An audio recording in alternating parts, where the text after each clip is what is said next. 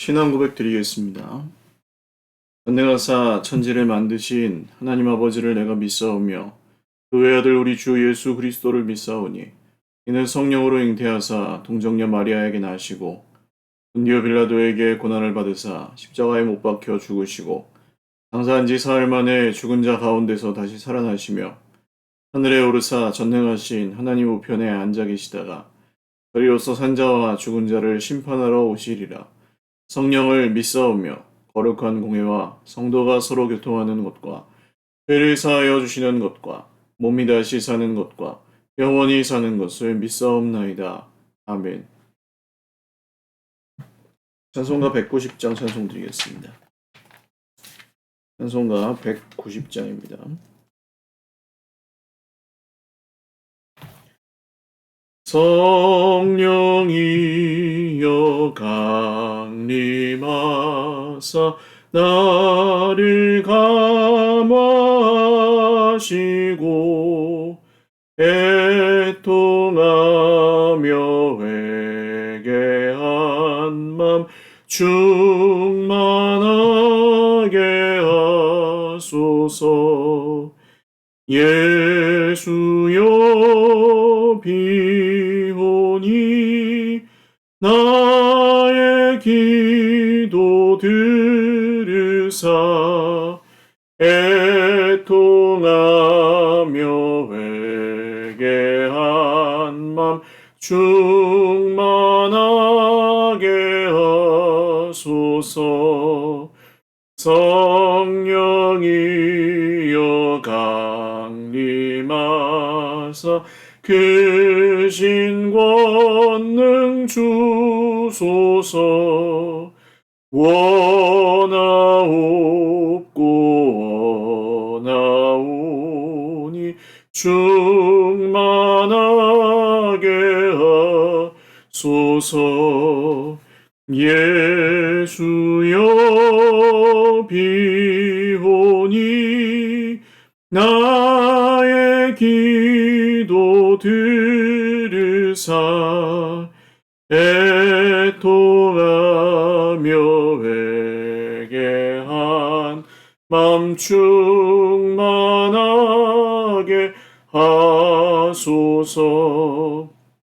힘이 없고 연약하나 엎드려서 비오니 성령 강림하옵소서. 충만하게 하소서. 예수여 비오니 나의 기도 들으사 애통하며 회개한 맘 충만하게 하소서. 정케하고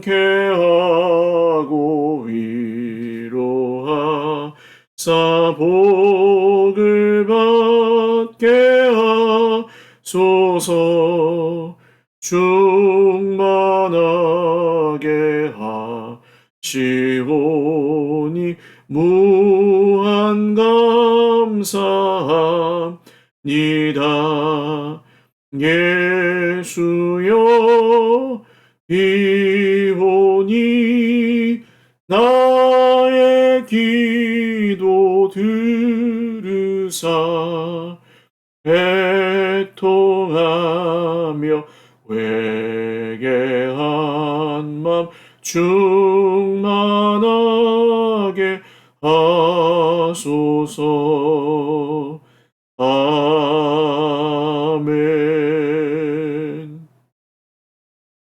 하나님 말씀 사무엘상 16장 1절에서 23절 말씀입니다. 사무엘상 16장 1절에서 23절까지 말씀입니다.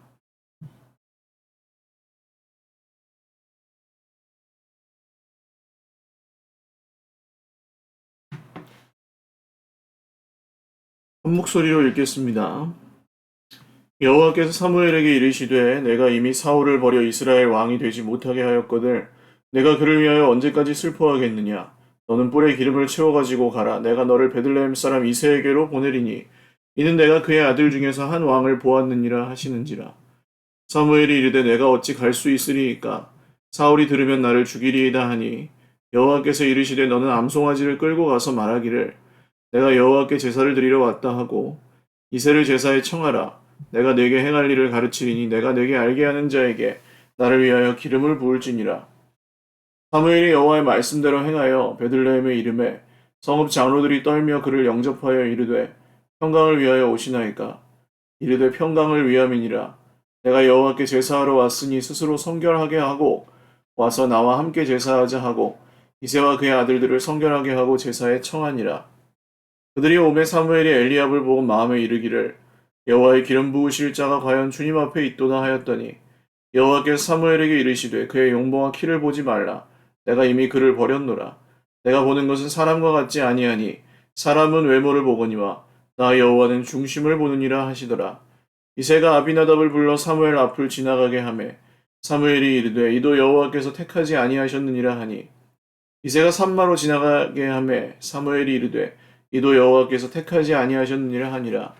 이새가 그의 아들 7을 다 사무엘 앞으로 지나가게 하나 사무엘이 이새에게 이르되 여호와께서 이들을 택하지 아니하셨느니라 하고 또 사무엘이 이새에게 이르되 내 아들들이 다 여기 있느냐. 이새가 이르되 아직 막내가 남았는데 그는 양을 지키나이다. 사무엘이 이새에게 이르되 사람을 보내어 그를 데려오라. 그가 여기 오기까지는 우리가 식사자리에 앉지 아니하겠노라.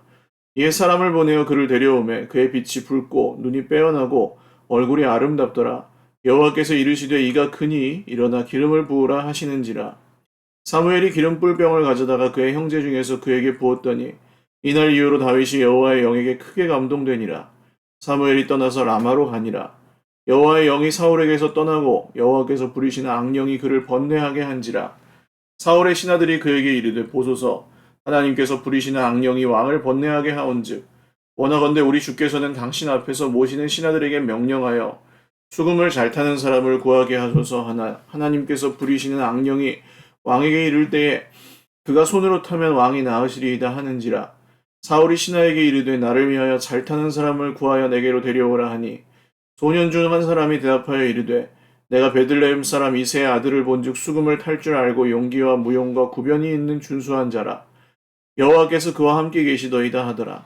사울이 이에 전령들을 이새에게 보내어 이르되 양치는 내 아들 다윗을 내게로 보내라 하매 이새가 떡과 한 가죽 부대의 포도주와 염소 새끼를 나귀에 실리고 그의 아들 다윗을 시켜 사울에게 보내니 다윗이 사울에게 이르러 그 앞에 모셔 섬에 사울이 그를 크게 사랑하여 자기의 무기를 드는 자로 삼고 또 사울이 이새에게 사람을 보내어 이르되 원하건대 다윗을 내 앞에 모셔 서게 하라.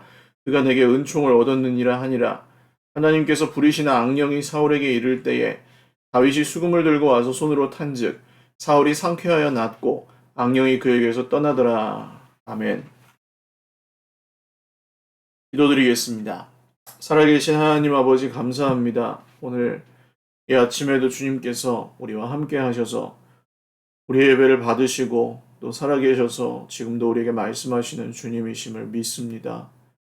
하나님, 오늘도 주의 백성들의 삶 가운데 함께 하시고 예수님을 닮아가고 예수님을 따라가는 저의 삶의 여정이 멈추지 않고 계속될 수 있도록 성령께서 저희들을 인도하여 주시옵고 우리의 공동체와 온 가정과 각 개인의 모든 필요를 주님의 뜻대로 채워주시옵소서.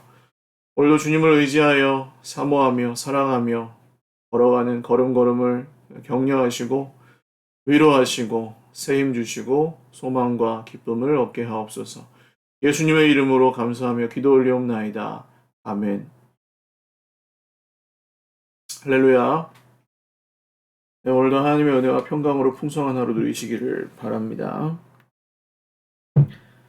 하나님께서 사울을 이제 버려 이스라엘 왕이 되지 못하게 하였다. 이제 이런 말씀으로 오늘 시작하는데요. 하나님께서 이 거듭되는 사울의 불순종으로 인해 그를 그냥 두실 수 없었습니다. 이것을 이상하게 여기시면 안 되는 것이 하나님은 사랑의 하나님이시지만 동시에 공의의 하나님이십니다. 하나님께서 만약에 이렇게 의롭게 행하지 않으시고 하나님을 대적하고 스스로 하나님이 되려고 하는 사람을 그냥 내버려 두신다면 사실 우리는 하나님을 신뢰할 수 없을 것입니다. 그래서 하나님은 오늘 당신의 공의를 지키시고 이제 새로운 왕을 택하십니다. 그러나 오해하시지 않으셔야 될 것이 사울을 향한 부르심이 끝났느냐 하면 그렇지 않습니다. 사울이 숨을 거두기까지도 아직까지 굉장히 많은 시간이 남아 있거든요. 그때까지 사울에게 주어진 것은 그 말씀입니다. 순종이 제사보다 낫다. 듣는 것이 순양의 기름보다 낫다. 사울이 언제든지 주님의 말씀에 반응하고 회개하고 돌이킨다면 하나님께서는 그것을 의로 여기시고 또 당신의 뜻을 그 안에서 이루어 가시는 것입니다. 사울이 왕이 되느냐 안 되느냐, 사울의 왕위가 계속 되느냐, 이것은 그렇게 중요한 일이 아닙니다. 원래 이스라엘은 사울의 나라가 아니고 하나님의 나라이기 때문입니다. 우리 인생에 일어나는 모든 일들도 우리 중심으로 해석하게 되면 우리가 이렇게 하나님을 따라가면 우리 인생이 잘 되고 좋은 일이 생기고 주변에 사람들이 도와주고 잘 살게 되고 이런 식으로 생각을 하면 함정에 빠지실 수밖에 없습니다. 그러나 거꾸로 하나님께서 우리 인생의 주인이시라는 사실을 믿는 사람들에게는 우리 인생의 형편이 조금 어렵게 흘러간다 할지라도 그때를 견딜 수 있는 힘이 생기는 것이죠. 이렇게 우리가 예수님을 믿고 하나님의 자녀가 된다는 것은 우리를 정말 놀라운 완전히 새로운 구원의 삶으로 인도하여 주시는 참된 구원과 생명이 그 안에 있다는 것을 기억하실 수 있기를 바라요. 사무엘에게 새로 이제 왕으로 기름 부을 자를 찾아서 베들레헴 이새의 집으로 가라고 하십니다. 도착했더니 베들레헴 사람들이 전부 두려움에 떨죠. 사실 하나님의 선지자가 갈 때는 두 가지 중에 하나입니다. 축복 아니면 저주입니다. 그래서 평안을 위해서 오셨습니까? 하고 물으니까 평강을 위함이니라 하고 제사하러 왔다. 제사하러 왔다고 하는 이유는 사울이 만약에 새로운 왕을 택하려고 사무엘이 베들레헴에 갔다고 하면 어떻게 할까요? 예수님 때 헤롯 왕처럼 베들레헴에 있는 모든 사람들을 다 죽이지 않겠습니까? 그래서 이렇게 오늘 사무엘은 제사하러 왔다. 거짓말도 아니죠. 제사하러 왔다고 이야기를 하고 이새의 집으로 갑니다. 이새의 집에는 7명의 아들이 있었는데 잔치 자리를 베풀고 거기서 첫째부터 마지막 아들 7째 아들까지 다 보았는데 거기에 하나님께서 택하신 사람이 없었습니다. 다윗의 첫째 형이었던 엘리압 같은 사람은 정말 사무엘이 탁 보고 너무 멋진 사람이다. 정말 하나님께 택하신 사람이구나 하고 감탄할 정도로 외모가 출중했어요. 그런데 하나님께서 그를 택하지 않으셨습니다. 여기서 드러나는 중요한 원리는 하나님께서는 외모를 보고 택하시지 않고 중심을 보신다는 점입니다. 많은 분들이 세상에서 여러 한계에 부딪히죠. 외모의 한계, 재력의 한계, 학력의 한계. 그리고 우리 세상에서 그런 것 때문에 무시를 당하기도 하고 서로 비교하는 것은 그냥 원래 그렇게 비교하고 또 그것 때문에 안 된다고 생각하며 상처와 그런 어, 패배 의식 같은 것에 젖어 있을 때도 있습니다. 나는 어차피 안 돼, 이런 게 없어서.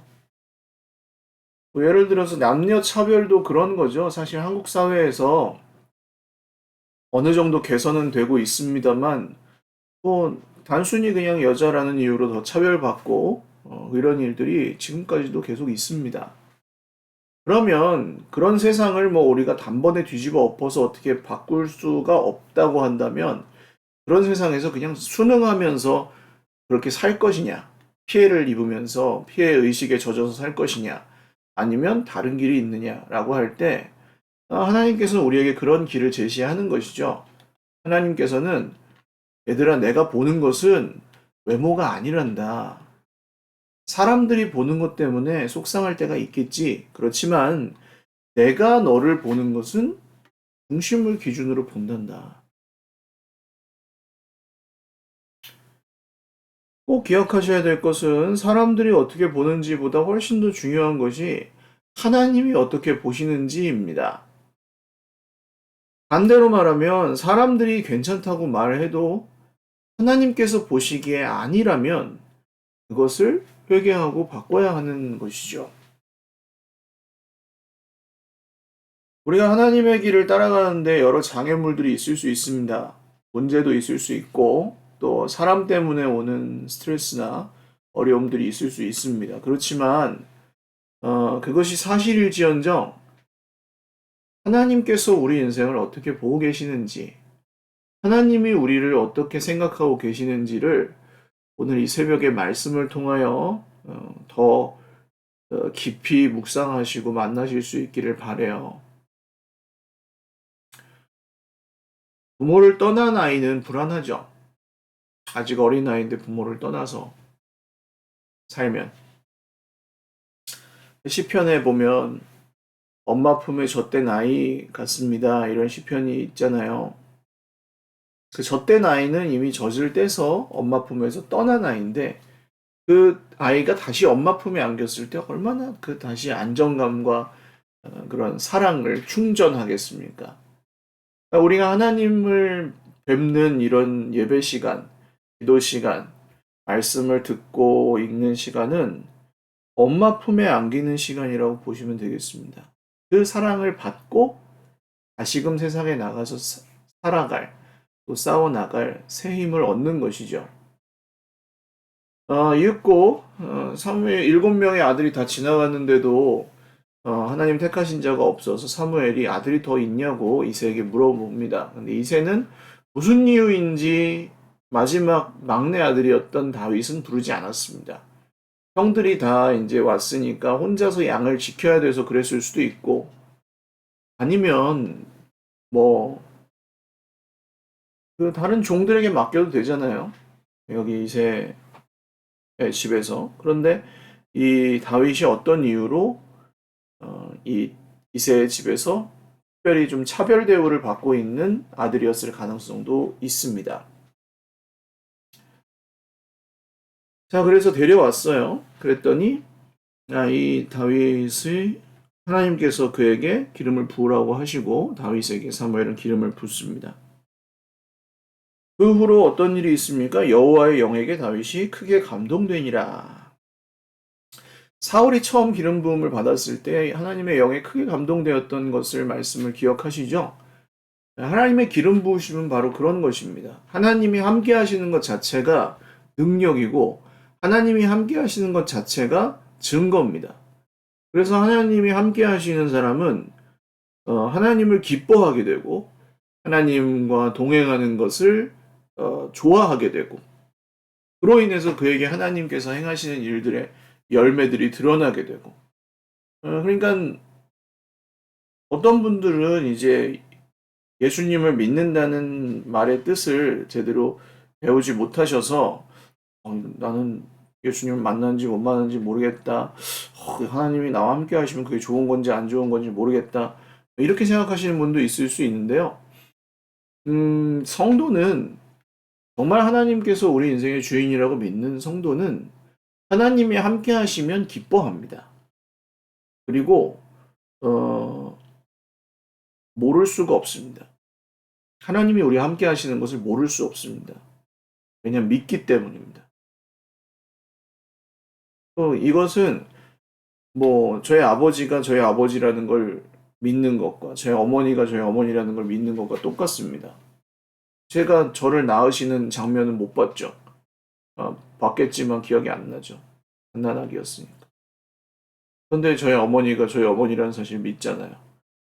어, 비슷합니다. 하나님이 우리와 함께 하신다는 사실은 정말 예수님을 믿는 성도에게는 음, 적어도 우리 인생이 우리 뜻대로 흘러가지 않는다고 해도 하나님이 우리와 함께 하고자 하신다는 것.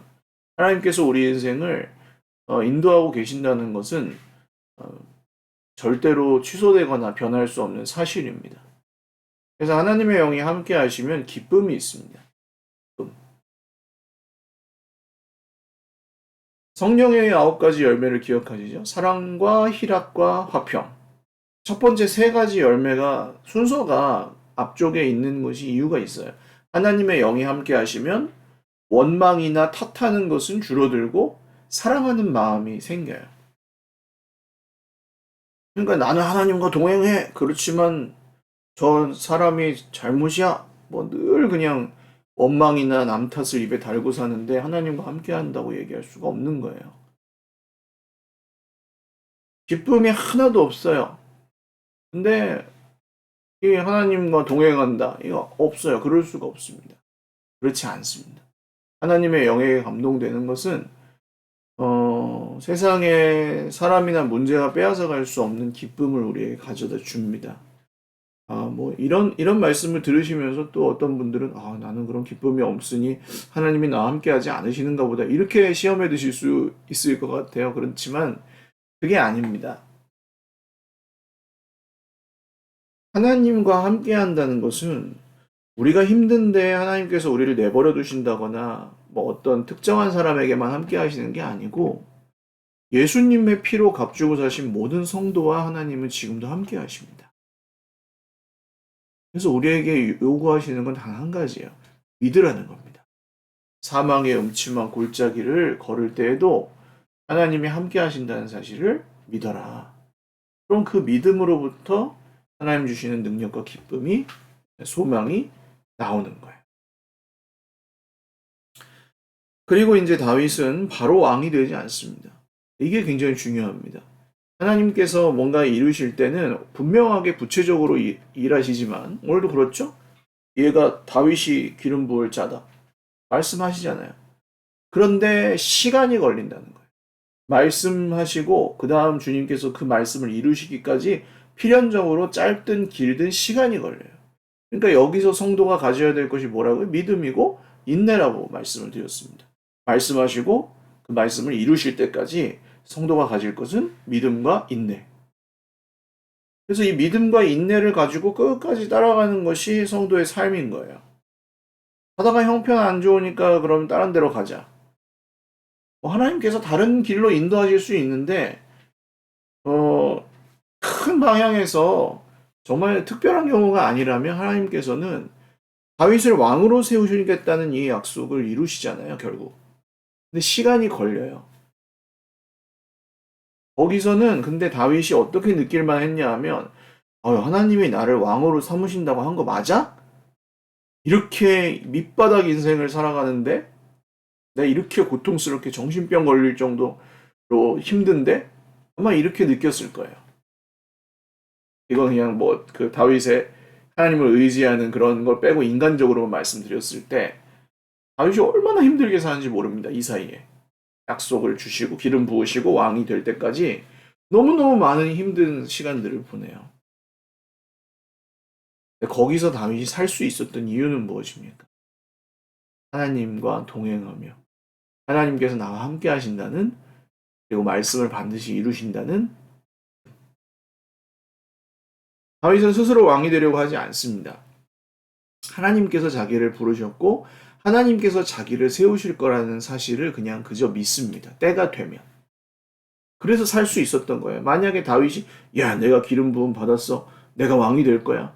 모여라. 반란을 일으키자. 이렇게 했다면 다윗은 벌써 죽었을 겁니다. 일찍 죽었을 거예요. 죽지 않더라도 그냥 사울과 주구장창 싸우다가 그 인생을 스스로 망가뜨렸을 것입니다. 하나님이 말씀하셨으니 내가 너희들 다 나를 존경해라. 뭐 이런 식으로 산다면 그 사람은 힘들어요. 왜냐하면 존경 못 받거든요. 하나님이 나를 세우셨으니 나 다 잘 될 거다. 근데 잘 안 되잖아요. 그러니까 힘들죠. 그럼 어떻게 해야 됩니까? 이 사이에서 믿어야 된다는 거죠. 하나님이 말씀대로 이루실 것이다. 그래서 자꾸 하나님께 내 인생의 주도권도, 생각의 기준도, 입술에 나오는 말도 하나님께 맡기는 것을 매일매일 훈련하며 연습하며 사는 겁니다. 그것이 사실은 우리 이 상황 속에서 이 하나님이 말씀하시고 그 말씀을 이루시기까지 이 시간 속에서 이런 삶이 우리를 오히려 보호하는 삶이에요. 다윗이 미치지 않고 왕이 되었던 이유는 그 믿음으로 사는 삶 가운데 하나님이 그를 보호해 주셨기 때문이었습니다. 사울의 그 시종이 되어서 이제 사울에게는 악령이 함께 했는데 다윗이 수금을 탈 때 악령이 떠나가는 그런 일이 있죠. 사울은 사실 이 다윗에 대해서 처음엔 별로 그렇게 신경을 쓰지 않습니다. 고마운 사람인데도.